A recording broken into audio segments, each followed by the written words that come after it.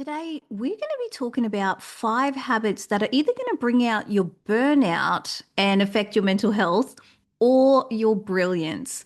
Now, a conversation I've been having a lot with friends this week was around AI breaking out of the sandbox. And if you haven't gone and seen that story, go check that out because that was freaky. And something that I've seen at the markets the other night was a girl had a stand of items like mugs and t-shirts and stuff, but all of it said AI free design. And so what I want to do here is let you know that this is an AI free podcast. This is my real voice. This is really me on the video if you're watching on YouTube. I have not used any AI or ChatGPT to craft the outline or anything like that. So this episode's AI free in terms of its structure, and it's me and it's my voice. So I want to give you that reassurance. So yeah, so today we're going to talk about 5 habits that are either going to bring out your burnout or brilliance, because a lot of the time I'm working with people and something that might work for one person might not work with the other, or it's not effective, and it's little things that you might not think about. So if you want to have a work or a business where you actually feel like you're living out your zone of genius, you're actually doing what you're good at, what lights you up, and what the world needs, that zone of genius. Because again, that's another thing that I didn't mention actually in this is around if you work out of your zone of genius, you will have your most brilliant self rather than your most burnt out self. And so making sure we have habits that bring that zone of genius out. So let's get into today's episode.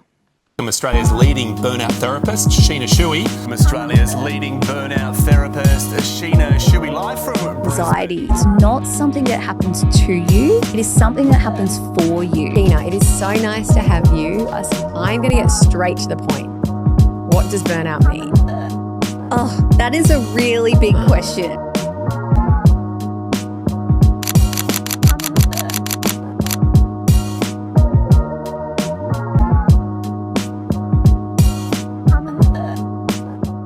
So let's just jump straight in. I want to start with number one habit that is going to bring out your burnout or your most brilliant zone of genius and your most brilliant self is work times. So simple, but I know we've talked about this before about we all have a natural rhythm. And for a lot of people, they might say, I'm an evening person. I don't really work well in the morning. I'm not creative in the morning. Excuse me. So they need to work in the evening. And same the other way. I find that I'm more creative and open and clear in the morning. So doing stuff in the afternoons is actually quite difficult for me at times. So for me, you can get the best out of me if I can start early and finish early. So, as a business owner, you can set your own work time. So instead of trying to fit into everyone else's mold, see like what parts of the business can you structure so that you work in your most creative zone or you set the schedule in your most creative way. Now, if you work for someone else or if your industry doesn't allow that you can have much flexibility, try to figure out how you can do this in other times. So whether there's parts of your job that are client facing that maybe need to be done in a standard 9 to 5, but maybe there's parts of your job that can be done elsewhere, or you could do part of your job in the 9 to 5 and the other half in your most creative zone, like a split shift, really being creative. And if you're in a workplace or if you're in an industry that's never seen that done before, be bold, be brave, and put the suggestion out there. I have done this before and it's gone. I've submitted like a request to a manager and they've gone, oh, we've never had someone do this, but let's make you the trial. If it works out for you, we can do this for others. You can do that too. So maybe you're thinking to yourself, well, no one's ever done a split shift at my work. Times are changing. Submit it. Even if they say no, you're in the same position you were before. But if they say yes or they even consider it, that's a really good place to go. So really thinking about how can you bring out the best in yourself by actually what are the times that you work? Morning, afternoon, evening, what works best for you?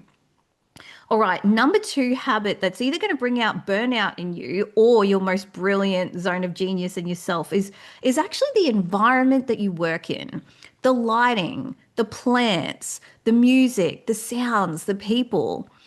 If you are in an environment that has terrible lighting and you're constantly frustrated, or there's a tap dripping, or there's people talking, or you're overstimulated, you're not going to get the best out of yourself. Versus if you have there's no plants or whatever that looks like, really asking yourself, what would my ideal be? What are the environments where I really feel good and I really feel creative? Or do I need music playing? Do I need a sound of water? Do I need plants? Do I need lamp lighting and not overhead lighting, like white lighting? What do I need in the physical environment? To make myself comfortable so that I can get through and not burn out. Because again, if we're resentful around our workspace, maybe it's even messy or it's not organized. That's going to lead to frustration because it's just going to, and burnout, because there's going to be a point of frustration that you are not addressing and it's not going to lead to happiness, right? Whereas if you have a workplace where you feel calm and centered and it's clean and it's grounded and it's organized, that works for you. It can be organized chaos, but if it's organized for you and your brain, that's going to be really important. So we've talked about number one is work times. Number two is environment. Number three is communication. So your communication habits that are either going to bring out burnout or brilliance is knowing what's your preferred communication, method. Is it written? Is it verbal? Is it a phone call? Is it pre-recorded videos? So, for example, if someone was to show you how to do something, do you prefer them write it down? Do you prefer them tell you? Do you prefer them pre-record a video? Or do you prefer a phone call? So if you need to discuss something with someone, would you rather send them a message? Would you rather talk to them in person? Would you rather just record something and send it off to them? Or would you rather just do a phone call? Understanding what are the things that feel really easy and helpful for you can be really helpful. Because again, if you get exhausted by emails and writing all day, that's not going to bring out your most brilliant self. Whereas some people find phone calls really exhausting and they prefer, I could send 100 emails, but 3 phone calls burn me out. Like, as in, they make me exhausted, they make me tired, they don't make me feel good. Or someone else might say, I'd much prefer 5 phone calls than 100 emails trying to address the same thing. Figure out what your default is or what works for you and try to work that into your work schedule or your work day. That can be really important. Number 4, in terms of habits that are either going to bring out burnout or your brilliance, is having a life outside of work versus doing too much. So I spoke about this in a couple of episodes ago where I talked about one of the key things you need to do is have a life outside of work. Because if you don't have a life and identity outside of your business, outside of work, what happens is you over-identify with that role, it becomes too much, and you are really unbalanced, right? But what can happen is it can go too far the other way where you may actually just have too much on your schedule.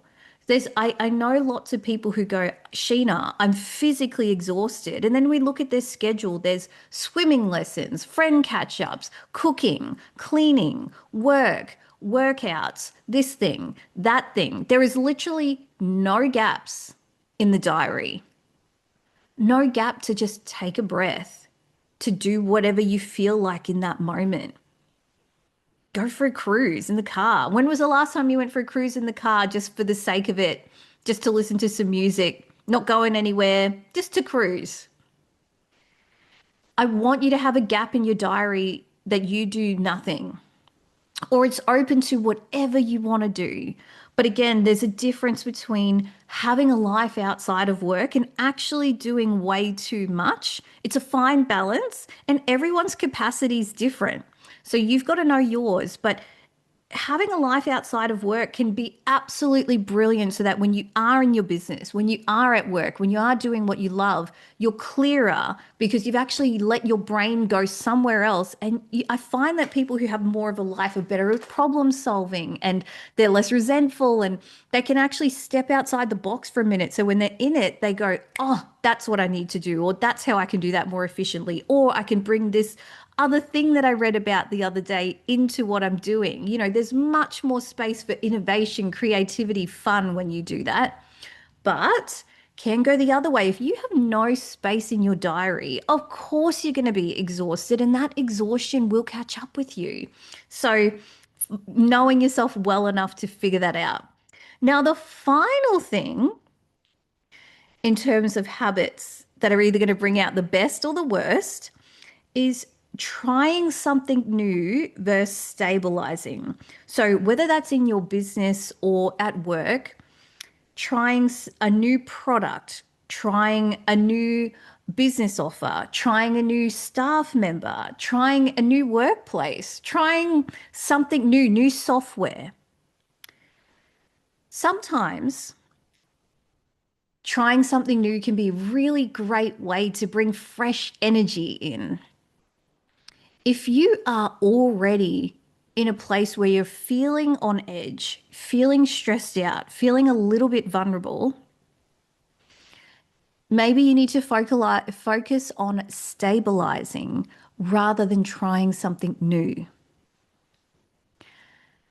What can you stabilize with what you already have? And actually, what can you pull back on and cut out rather than adding something new? Now, like I said, this can go both ways. Sometimes something new is exactly what you need to get out of the rut that you're in, and you go, oh, I wish I had this software all along. I would have saved so much time.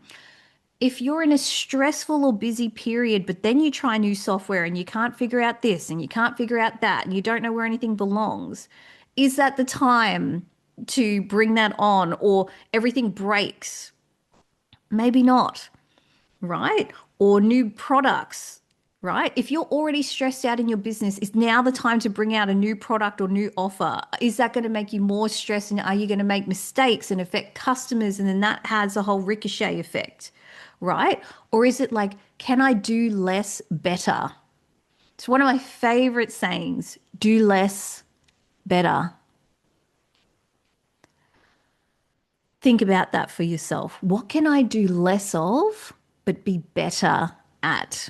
Sometimes that saves you from doing something new or bringing on someone new or learning something new when it's not necessary. But then also, are you stuck in a rut? Do you go, doing something new is exactly what I need right now? So thinking about that habit for yourself of, am I the kind of person who's always changing, always moving, and I'm not stabilizing enough? Or are you someone who is used to the same old, and maybe something new is exactly what you need to kind of shake you up a little bit? All right, beautiful souls. I hope that gave you some food for thought about what are the habits that you've got in your work, in your business, in your life, even that are actually like leading you down the burnout road and exacerbating your anxiety and making you feel more exhausted, more strung out, more stressed out? Or what are the things that are actually bringing out a brilliant version of you, a version of you that's linked to your zone of genius? Really thinking about that. And I hope you appreciated that this is an AI free zone. I'm really excited about that. And I want to kind of emphasize that a bit more. So you'll be seeing that more of me on my socials too, where I'm going to like try to emphasize the fact that I write a lot of my own content. I just so happen to talk professionally, which sounds sometimes like AI, but you have to remember, I went to uni for 8 goddamn years. So I kind of learned how to write in a certain way. I've worked for medical practices, right, where we have to write professionally. So it's not AI, it's just how I write. But I think that we can all start to appreciate those human zones a little bit, right? So beautiful soul, have a wonderful day, wonderful week. Take care of yourself, and I will see you in the next episode of Burnout to Brilliance. Bye for now.